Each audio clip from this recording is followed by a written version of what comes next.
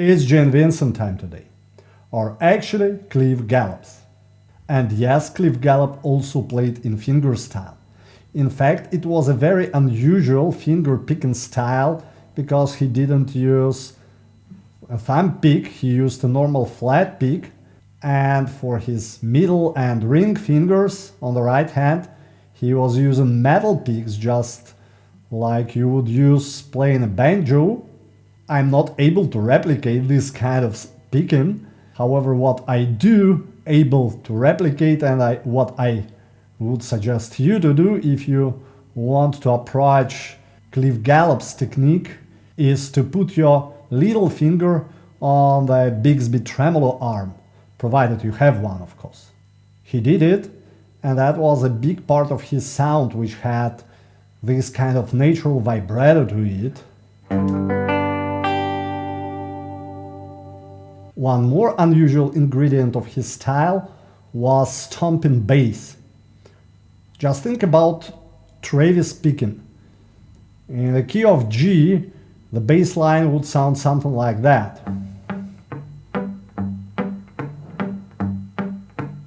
A normal bass line. As you might have already noticed when I played this solo from the beginning, I didn't do that, but instead I was just stomping on one single note, the low G in this case.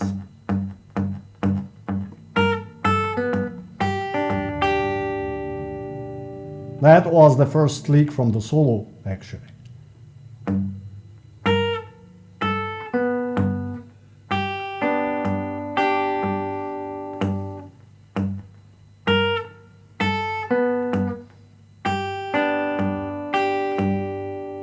Actually, if you listen to the original recording, even if you do it with a lot of attention, you probably won't be able to hear that bass note, that stomping bass. And many players, including even Jeff Beck, who play these solos, they don't play bass at all. However, I'm convinced it was there. First of all, it's just hard to imagine this kind of lick to be played without a bass. It's kind of unnatural. But that's just a gut feeling, and I wouldn't like to make this video based on the gut feeling. So that's what I did to prove that this bass note was there. I started listening to other Vincent songs having similar solos. For example, Blue Jean Bob, the second solo, is very similar, contains pretty much the same licks. But I was still not able to hear that bass note. Then I tried to play around with settings of my equalizer during playback. I have a studio-grade equalizer, which allowed me to boost the frequencies where I was expecting to hear that note and cut everything else. I was able to hear something but was still not 100% convinced. But then finally, I just compared the second solo of Blue Jean Bob to the third one. Third one for sure doesn't have any kind of bass notes, it's not a finger-picking solo at all. And then I heard some difference. So something which was not there in the third solo was actually a little bit present in the second solo. And that's why I really think that the bass note, this low G, is there in Blue Jean Bob and of course in Woman Love, because it would be hard to imagine Cliff Gallup played it in one song and didn't play in the other. So again, the first lick sounds like this.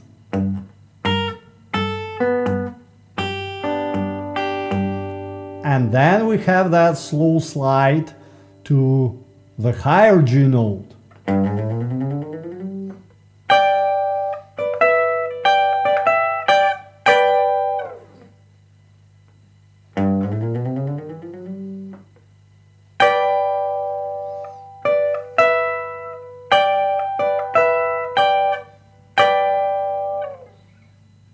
You have probably noticed that this thing on higher strings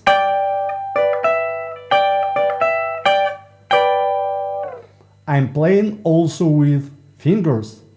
I have to remind you that Cliff was using those metal picks on his fingers, and if you listen to the recording, you will probably hear that these notes were played using upstrokes. Why do I think those were played using upstrokes? That's because pretty much every note contains some sound coming from an adjacent string, an adjacent lower string. So just compare this one. Sounds good, but not quite right. On the recording, when it is second string, you can also hear a touch of third string. And when it's first string, you can hear also a touch of a note on the second string. You can, of course, play it upstrokes with the pick.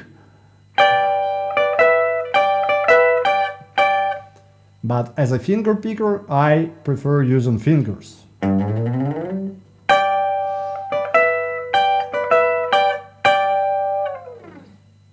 And then it's time to get to C chord, which is yet another part of Cliff Gallup's magic. Just look at my left hand.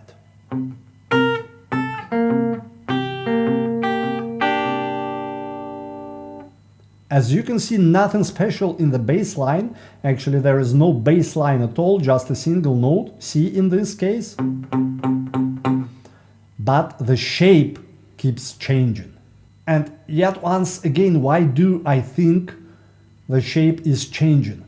First of all, you probably won't be able to play this B flat on the first string, the first melodic note of this lick, if you use this shape.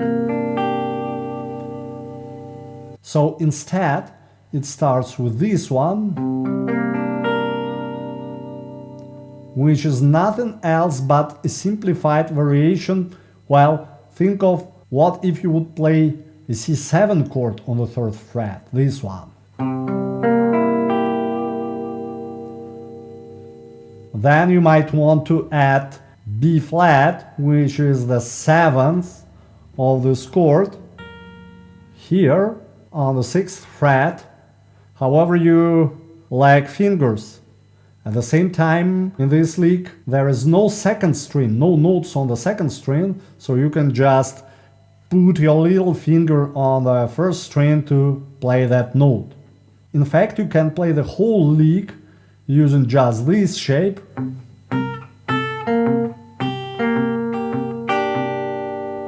But I still think Cliff was changing it. And again, why do I think so? Is because if you recall a song called Red Blue Jeans and a Ponytail, which has similar licks, it starts with something like this again. But then we can clearly hear this chord.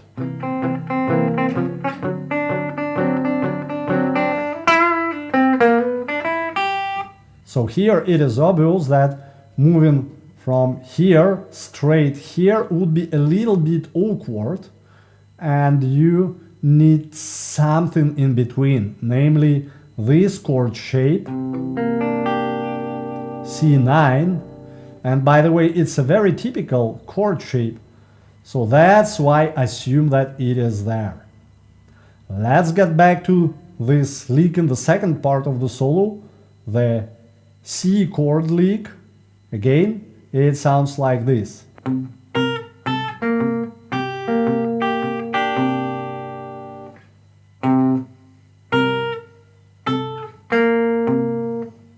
Here I have changed the shape.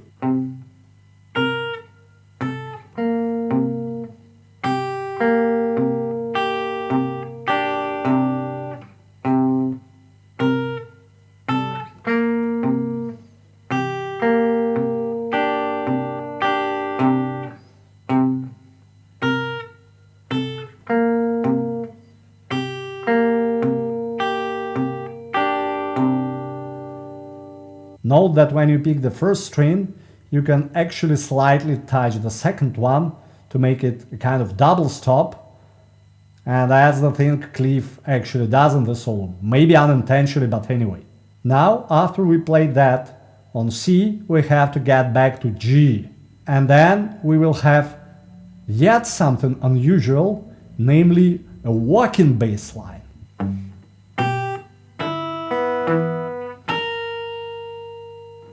Once again.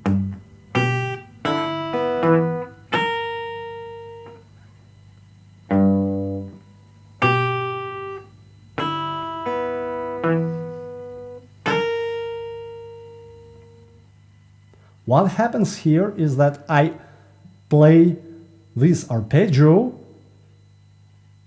G, what's this? This is B, then D,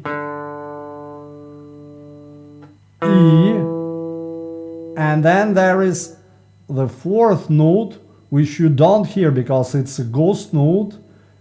I try to pretend that I play D again after E, but I have muted this string with my left hand. All in all, it sounds like this.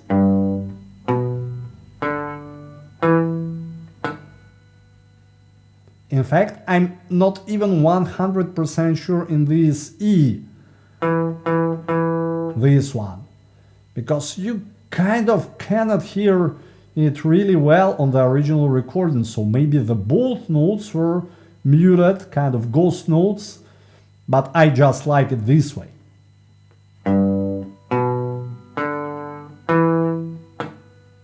And now let's add a couple of melody notes which Cliff plays.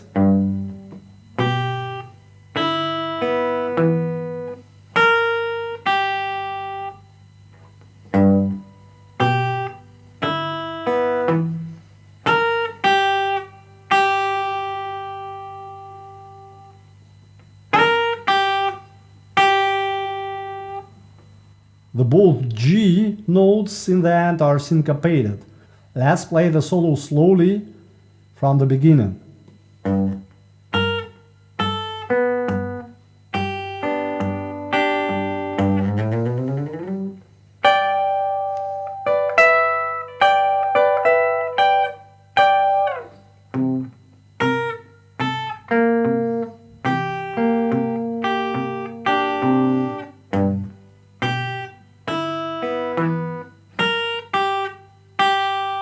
And now it's time to get to D chord, and here we are almost done with finger picking.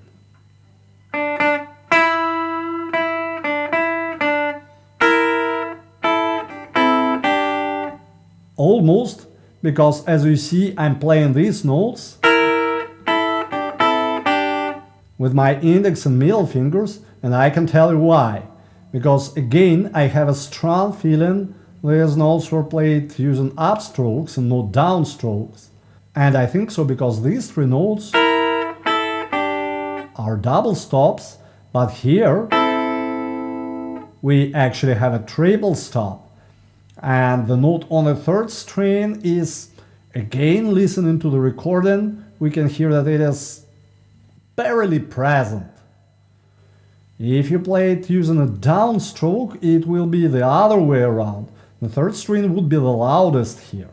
And the most natural, at least for me, the most natural way to get an upstroke here is to play with fingers.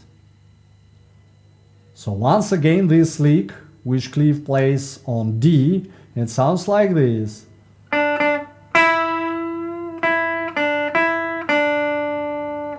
You can see that when making this bend on second string, 5th fret, I'm also hitting the first string with my pick. And that's also what Cliff did on the recording. Also maybe unintentionally, but anyway it is there. And now it's time for this finger picking upstroke lick. And finally back to G.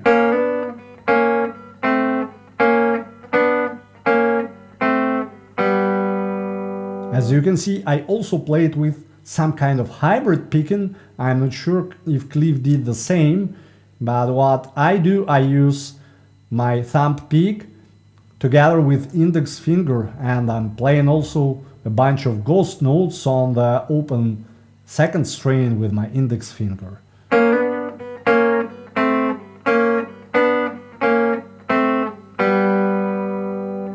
Okay, now once again the whole solo from the very beginning.